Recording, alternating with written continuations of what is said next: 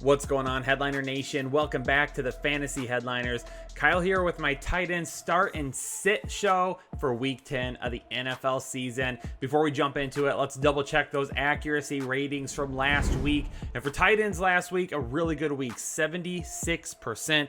Jake and I really across the board last week did really well. Glad to bring in a 76% for last week, but let's get back to 80%. Let's get back towards that 80% mark starting this week. We're going to kick it off with Thursday Night Football. Thursday Night Football, Indianapolis and Tennessee. And for Indianapolis, I'm going to list Trey Burton as a start for right now. Jack Mother and Doyle might be out this week with a concussion. And if he is, I'm going to fire up Trey Burton this week. Mo Alley Cox has been banged up recently. Jack Doyle now dealing with a concussion. Trey Burton, really the only one that's been healthy at the tight end position for the last few weeks. So I will run with him there as a start for Indianapolis if Jack Doyle ends up being out. For Tennessee, I hate to do this to you, ladies and gentlemen. If you own Jonnu Smith, you're probably going to have to start him. I'm listing him as a sit this week, though, because I think he scores under 10 half PPR points. Said it a couple of weeks ago with TJ Hawkinson. Y'all lit me up, okay? I sat TJ Hawkinson for the same reason that I'm sitting Jonnu Smith this week. And Jonnu Smith has been just as good, except for his foot injury that's kind of slowed him down a little bit, as TJ Hawkinson this year. But it's basically the same thing. Corey Davis is back and healthy. AJ Brown is healthy. A lot of volume going the way of those two. And on top of that, it is a tough matchup going up against Indianapolis that allows under 8 fantasy points per game to opposing tight ends.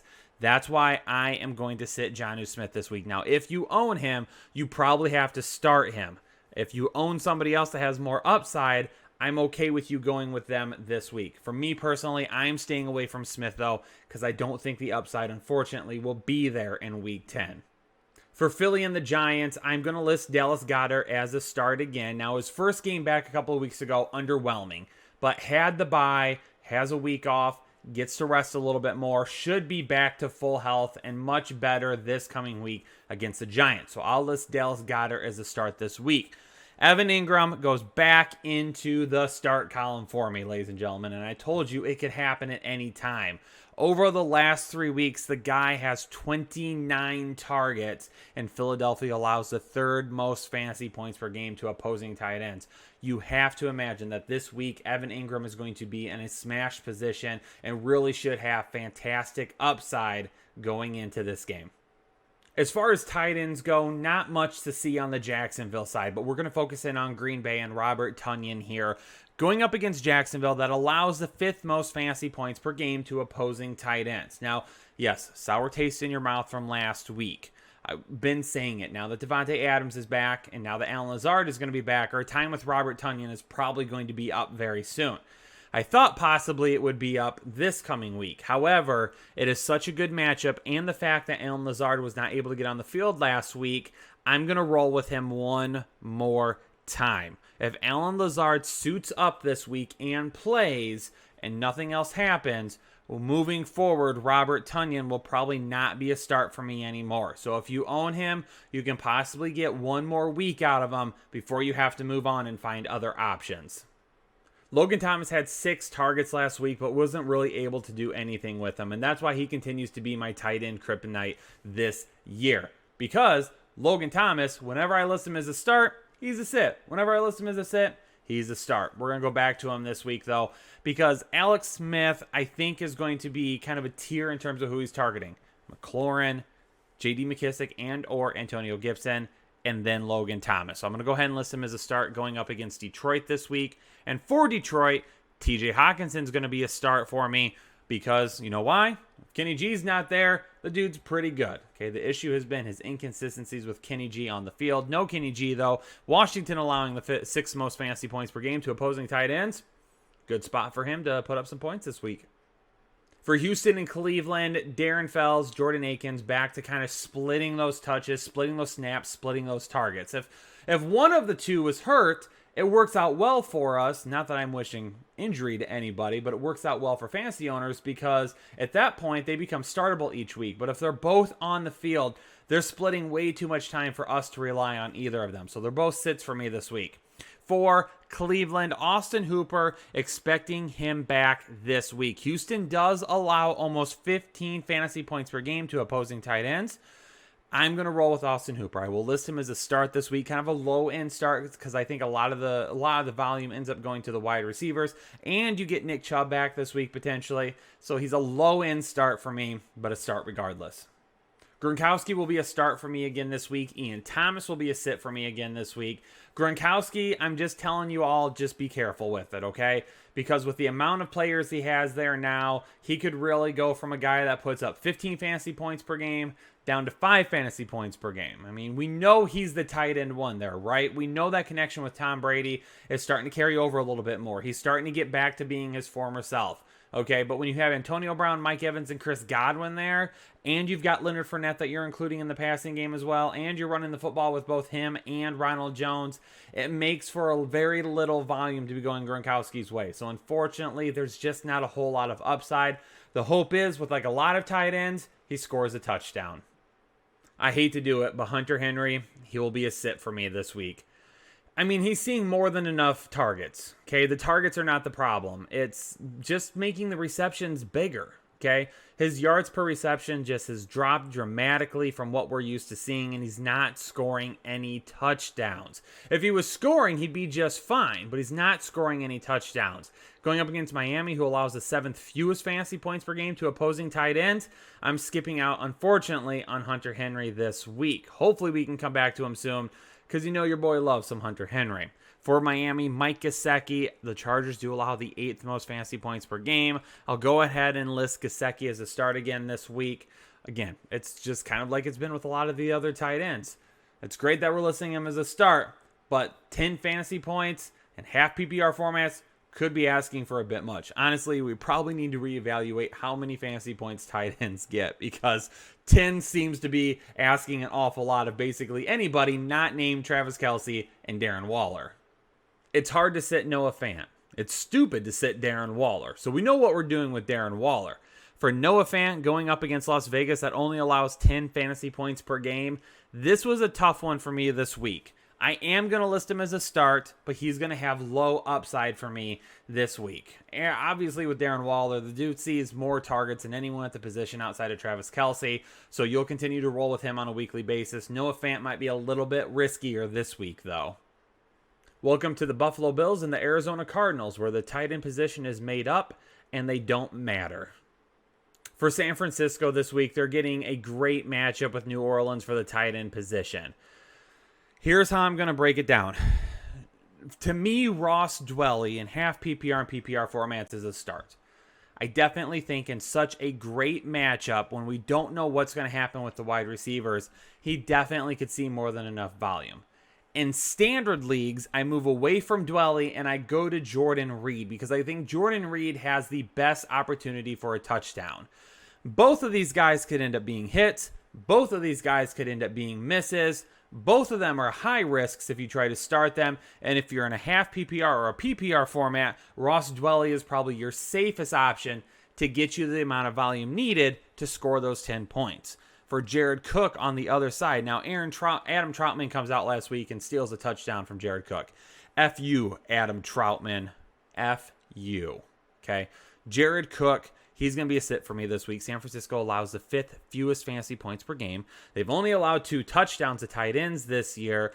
And we didn't quite see the gameplay last week with him that I would have liked to. However, may not have had to use it because of what the score was. So Michael Thomas, Emmanuel Sanders, Traquan Smith, all 3 of those guys healthy in the lineup means less opportunity for Jared Cook. And unfortunately, this week I am going to shy away from him. Seattle continues to be the same old song and dance with their tight end position. They have so many guys that they use and rotate on and off the field. Nobody is fantasy viable because they're all splitting so much time. For the Rams, though, this gets a little bit more interesting because a lot of people were expecting some smash seasons out of Tyler Higbee, and it just has not come to fruition. Really only one big week to think about. Seattle does allow, even though they allow a ton of fantasy points to wide receivers, they don't allow anything to tight ends, okay? So for the tight end position, they allow the 6th fewest. Again, so much to the wide receivers that it's hard for me to start either Higbee or Everett because of how many targets and how much volume is probably going to go to the wide receiver position against such a poor defense this week. Drew Sample hasn't been a thing for a while, but Eric Ebron is a thing this week. Such a big thing. He makes the list as my Manscaped must-start tight end for Week 10. That's right. If you head over to manscaped.com and use the code word headliners, all capital letters, you can get 20% off all of their great products, including free shipping. So if you got to take care of some business downstairs, make sure you let the people at Manscaped help you out with that. I'm not going to help you out. That's not my territory. I'm here to give fantasy advice, not advice about the designs that you're putting on your junk, okay? Deal with Manscaped in that. So head to manscaped.com. Code word headliners, all capital letters, get 20% off all of their great products and free shipping. Eric Ebron, my must start of the week, because going up against Cincinnati, that allows almost 18 fantasy points per game. And I mentioned it in my wide receiver show that the reason that I was listing Chase Claypool as a sit was because I'm going with Eric Ebron this week, especially to score a touchdown. And again, I also mentioned in the wide receiver video that someone from Cincinnati needs to be fired for really calling out Pittsburgh so early in the week. Pittsburgh, I think, is going to want to put it on Cincinnati. Eric Ebron could be a big part of that. Cincinnati allows the 2nd most fantasy points per game to opposing tight ends. So look for Eric Ebron to have a great week. I mean, if you own Mark Andrews, you kind of have to start him. If you got someone available that I've listed here as a start, though, I would start almost any of them over Mark Andrews. Again, I said it in the wide receiver show. What in the world is going on in Baltimore? Like, how has this offense gone from being so dynamic last year to a complete crap show this year? Super inconsistent. Lamar Jackson can't get the ball to anybody. Obviously, it's the Madden curse. That's what's done this to Lamar Jackson. He's a good quarterback, okay? Is he what we saw last year? Probably not. Is he this bad? No, I don't think so. Okay. Unfortunately, because of how inconsistent he's been, though, it's made the passing game inconsistent, and it's made the tight ends and wide receivers inconsistent. Meaning, Mark Andrews, if he's not scoring a touchdown, he's probably not putting up a ton of volume. The good news is, or maybe not the good news, it's going up against the Patriots. Might have to toss the ball around a little bit. I mean, this is a Patriots team that, did let the New York Giants or New York Jets come in and try to push them around a little bit last week. So maybe they do have to throw the ball a little bit more this week, but I just hate betting on Mark Andrews. It seems odd, but I've got a matchup here that has 2 tight ends as starts. That right? Both Jimmy Graham and Irv Smith Jr. are going to be starts this week. Irv Smith Jr., 2 touchdown catches last week. Keeping an eye on him. At one point, he had to come off the field. So we'll monitor that throughout the week. If for some reason, obviously, he's going to be hurt or anything, we'll take a look at Kyle Rudolph instead. But 2 touchdowns last week made his week. And I've been begging Minnesota to do this all season long. Start utilizing your tight ends better. And hopefully, they're going to start utilizing Irv Smith Jr. in the red zone a little bit. Now, one thing I want to stress, I have him listed as a start this week. Am I going to start him over some other guys, though, that I've seen do it more often? No, because one thing I take a look at when I do these rankings, when I do my start and sits, and I look at different players. For instance, Mark Andrews. Mark Andrews, even though he's been inconsistent, will be 100% over Irv Smith Jr. We've seen him do it before. What about a guy like Jonnu Smith, though, that we have listed as a sit, okay?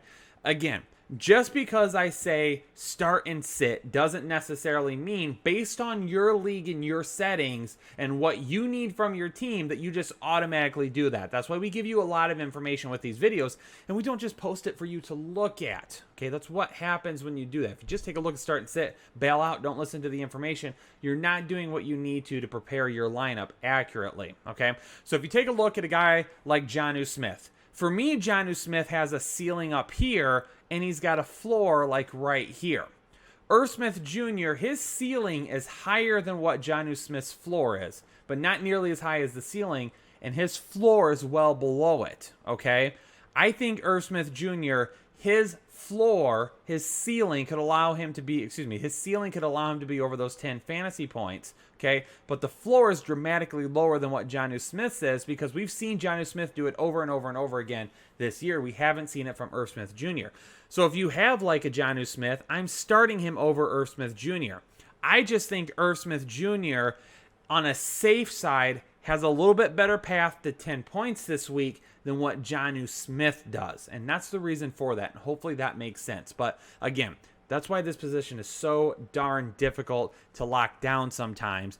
Jimmy Graham, we're going to go back to him. Again, he tends to be an inconsistent option for Nick Foles, but that's what's wrong with this offense right now, is it's super inconsistent. But like a lot of the other people at this position, if he's not scoring a touchdown, it's probably a tough week for him anyway. There you have it, Headliner Nation, my start and sit tight ends for week 10 of the NFL season. Do me a favor, hit that like button, subscribe to the Fantasy Headliners if you haven't done so yet, and as always, if you got any questions, leave them in the comments below. Headliner Nation, stay safe, stay healthy. I'll catch you on the next episode of the Fantasy Headliners.